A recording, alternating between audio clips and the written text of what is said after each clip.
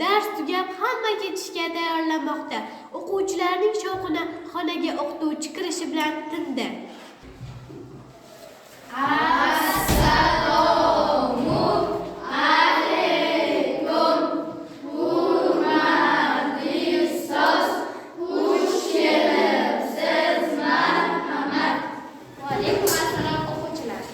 Kecha men sizlardan mashq daftarini yig'ib olishni so'ragandim. Qani topshiringlar?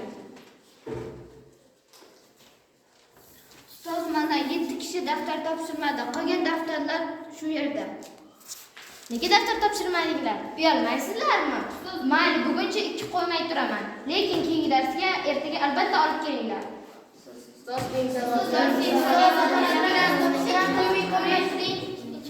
Ertaga daftarlarning hammasini yig'ib olaman. Hech qanday bahona o'tmaydi. Bo'lmasa 2 qo'yaman. Mayli, darslarimiz ham tugadi. Kech bo'lib qolmay uyga borishim kerak. Sizni olib kelgani hech kim kelmadimi? Qorong'u tushib qoldi. Biznikida tunab keting. Yo'q, rahmat, lekin uyda bolam kasal, borishim kerak. Ha, mayli. Qorong'u bo'lishiga qaramay yo'lga tushgan o'qituvchi yo'ldan qaytmoqchi ham bo'ldi. Lekin uydagi vaziyatdan xavotirlanib yo'ldan qaytmadi. Qirdan o'tayotgan paytda orqasidan kelayotgan xush bir sharpani ilg'adi. Uning irillagan ovozdan qashqir ekanini sezdi. Yuragiga vahima oraladi.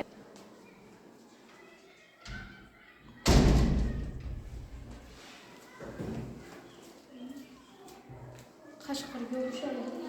Qashqirlar olovdan qo'rqamaydi. Olov yoqib tashlash kerak. Qolgan daftarlar yordamida uyga yaqinlashgan o'qituvchi sumkasiga qo'lini soldi. Daftarlar tugagan. Sovuqda och qolgan yirtqich himoyasiz qolgan ayolga tashlandi. Tongda qishloqni achchiq bir faryod uyg'otdi. Birinchi soatda maktab direktori o'quvchilarga bo'lib o'tgan fojiani so'zlab berdi. Assalomu alaykum. Alaykum assalom. O'quvchilar, kecha ustozingiz uyga yolg'iz ketgan. Yo'lda och qashqirga duch kelgan. Lekin u daftarlarni yoqib jon saqlagan.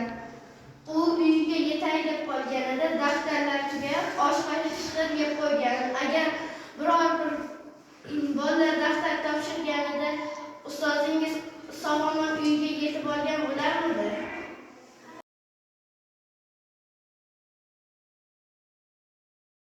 Xonani og'ir sukunat bosdi. To'satdan kimdir piqillab, kimdir ovoz solib yig'lay boshladi. Yana kimdirlardir ko'zlarini katta-katta ochib qotib turar. Ba'zi o'quvchilar esa partaga boshini qo'ygancha jim bo'lib qolgan edi. Shu payt bir o'quvchi o'rnidan turib, qizarib ketgan ko'zlarini yerga qadab turganicha dedi: Kechiringlar, men ham kecha har xil bahonalar qilib daftar topshirmaganman. Endi dunyoni daftarini to'ldirsam ham ustozimni qaytara olmayman. Bundan keyin ustozim aytgandek yashayman. Ilm meni do'stim, ilmsizlik esa dushmanim bo'ladi. Men esa harbiy bo'lishni xohlayman. Katta bo'lsam begona odamlarni qashqirlardan qutqaraman. Kelinglar do'stlar, ilm mash'alini baland ko'taraylik, toki ilmsizlik bizni ham qashqirlarga yem qilmasin. Men ham o'sha aybdorlardan biriman. Qaniydi vaqtni orqaga qaytarib bo'lsa, afsuski buni iloji yo'q. Men ustozga shoir bo'laman deganimda menga ham atab she'r yozasanmi degan edilar. Ustoz meni har bir she'rimda siz yashaysiz.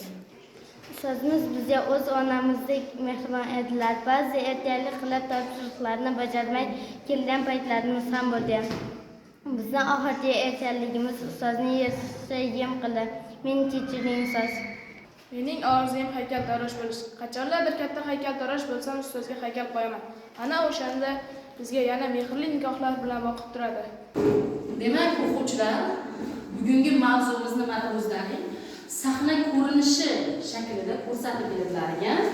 Bugungi sizlar bilan o'qitadigan darsdan so'ng she'rimizni mazmunini tushunib oldilaringmi? Yaxshi. Demak, hamma tushundimi? Yaxshi. Demak, endi sizlar bilan bu asarni, ya'ni darsdan so'ng she'rini yana tahlil qilamiz. Qarang, shoir darsdan so'ng she'rini yozgan payt she'rga agar biz she'rga nazar tashlaydigan bo'lsak, she'rda 3 ta obraz bor. Ya'ni ustoz, o'qituvchi, qashqir bu yirtqich hayvon hamda daftar topshirmagan 7 o'quvchi.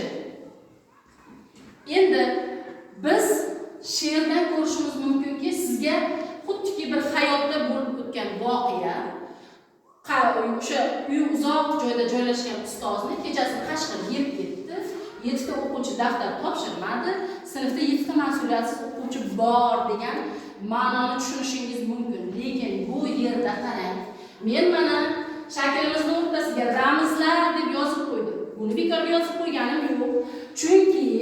Chunki shoir har doim u yozuvchi bo'ladimi, shoir bo'ladimi, har bir yaratayotgan asarini tagida yangi ma'nolar bo'ladi-da. U ma'nolarni biz ko'ra olmasligimiz mumkin, lekin u mavjud. Agar yaxshilab o'ylab, she'rni yaxshilab tahlil qiladigan bo'lsak, biz mana shu obrazlarning tagidagi yana boshqa bir ramziy obrazlarni ko'ra olishimiz mumkin. Hozir mana men ustoz so'zini tagini ochaman, mana. Qaysi so'z chiqdi? Vatan so'zi chiqdi. Demak, ustoz so'zining bu yerdagi asardagi ramziy obrazi vatan ekan. Tushundingizmi? Xo'p, nima uchun ustoz so'zini vatanga o'xshatdik biz? Vatan ramzi dedik. Kimda qanaqa fikr bor? Qanday Chunki she'rda ustoz o'z o'quvchilari uchun jonini fido qilib qashqirga yem bo'ldi. Shuning uchun biz ustozni vatanga o'xshatganmiz. Yaxshi. Demak, endi qashqir so'zini tagini ochamiz. Qashqir so'zini tagini ochganimizda dushman degan so'z kelib chiqdi. Qani? Zarina? Chunki qashqir bizlarni ustozni vatanga qo'ygani uchun dushman deb bildik. Demak, ustoz vatan bo'lsa, vatanimizning tinchligiga ko'z tikib, ya'ni bizni vatanimiz tinchligini ko'ra olmasdan, vatanimizning rivojlanishini ko'ra olmasdan, chetda turli xil o'zining hiylalari bilan bizni yurtimizni obro'sini to'kishga harakat qilayotgan kimlar bor? Dushmanlar bor.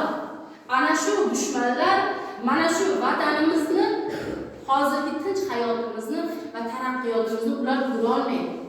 Tushundingizmi? Har qanday yo'l bilan buni buzishga harakat qiladi.